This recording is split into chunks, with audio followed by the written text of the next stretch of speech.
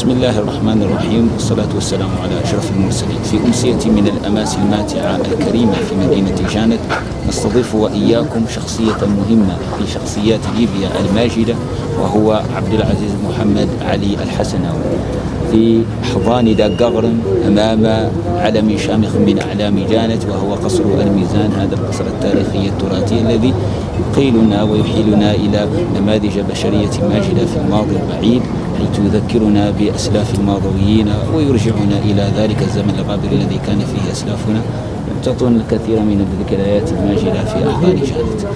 اليوم نستضيف هذه الشخصية الإعلامية الهامة في زماننا هذا. أستاذ عبد العزيز، كيف رأيت جانت وكيف رحب بك أهل جانت؟ بسم الله الرحمن الرحيم. شكرا يا أخ عثمان. في البداية حقيقة تفاجأنا بكرم الضيافة وحفاوة الاستقبال من أهلنا في جانت، وهذا ليس غريبا على أهلنا في مدينة جانت، هذه المدينة العريقة عبر التاريخ والتي تحمل بين طياتها الكثير من الحضارة والإرث الحضاري، حقيقة الذي يسخر بالموروث العظيم. وهذا الموروث تمثل وتجمع وارتكز كله في هذا المهرجان الكبير، وهو مهرجان سبيباي العريق. هذا المهرجان الذي يمتد تاريخه إلى مئات السنين حقيقة، والذي يعتبر ملحمة تاريخية وتراثية وثقافية أيضا.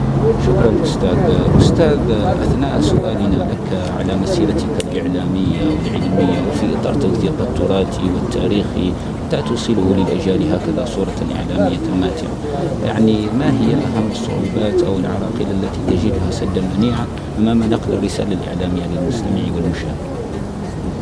طبعا من أهم العراقيل التي تواجهنا الآن هي محاولة تدوين هذا الموروث والتراث لكي يبقى للأجيال القادمة، ونحاول أن ننقذه من الإضمحلال والانقراض حقيقة. وهذا الموروث أهميته تكمن في عدة أمور، أهمها أنه يمثل الشخصية الوطنية والهوية الثقافية، فلكل شعوب الأرض هوية ثقافية تميزهم وتخصص لهم شخصية في الأزياء والأهازيج والموروث والطراز المعماري.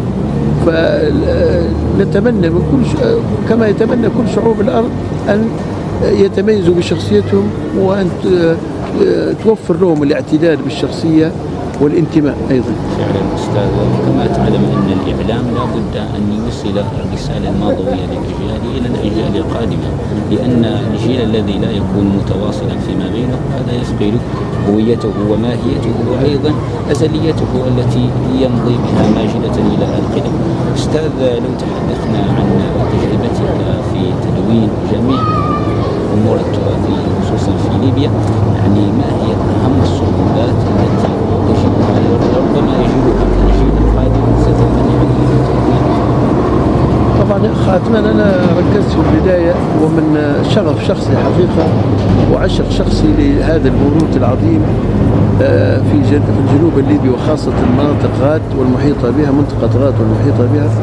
وكما نعلم بأن غات منطقة معروفة تاريخيا باحتوائها على 3 مدن تاريخية، وهي غات والبركد وتونين. هذه المدن التاريخية أعمارها تفوق مئات السنين. وأيضا ليس بعيد عن منطقة غات نجد جبال أكاكوس، تدرة وأكاكوس، هذه التي صنفت عبر منظمة اليونسكو كمتحف مفتوح وأكبر متاحف في العالم حقيقة، لما تحويه من نقوش ورسومات يمتد عمرها إلى 10,000 عام قبل الميلاد. من هذا المنطلق أصبح لدي شغف حقيقة لتوثيق هذا الموروث وتدوينه عبر صفحات التواصل الاجتماعي وعبر الأشرطة المرئية وأيضا عبر الكتابات في الصحف. وأيضا نحن عازمين على إصدار كتيبات توثق هذا الموروث والتراث التاريخي العميق والضارب في أعماق الحضارة حقيقة، ليتسنى الأجيال القادمة متابعة هذا الموروث والتعرف عليه. إن شاء الله أستاذ، هذه يعني مهمة صعبة تقع على كاهلكم، وإن شاء الله تجدون لها أرضا خصبة ودربا يكون سهلا حتى تتمكنوا من إيصال هذه الرسالة للأجيال القادمة إن شاء الله. ما هي رسالتك للمشاهد إزاء تدوينك وإعلامك التراثي للعامة المسلمة؟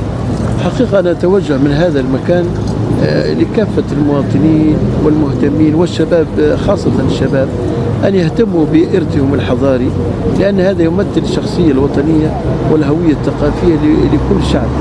حقيقة التقليد الذي الآن امتد عبر العولمة، نحن نعاني الآن من قوة العولمة الثقافية التي بدأت تحاول تنميط العالم وتنميط الثقافة. وكلمة تنميط ما معناه؟ أن تحاول العولمة أن ترسخ مبدأ الثقافة الشاملة والمتشابهة حقيقة، ولكن لكل شعب تميز في شخصيته، في ثقافته، في زيه، في نمطه المعماري، حتى في نوعية مأكله تختلف. حتى لو كانت شعوبنا بسيطة وعددها بسيط، ولكن يجب أن تفتخر بهذه الشخصية الوطنية عبر ثقافتها المحلية وألا تستهين بها حقيقة، لأن شعوب العالم الآن بدأت تعود إلى منابع الحضارة ومنابع الثقافة لديها لتكون دافع إلى الأمام. فمن لا ماضي له لا حاضر ولا مستقبل له. فعلا أستاذ هذه حقيقة لا بد للأجيال أن تدركها، لأن التاريخ إذا لم يكتب ويدون ويوصل للأجيال بطريقة سيضيع وتضيع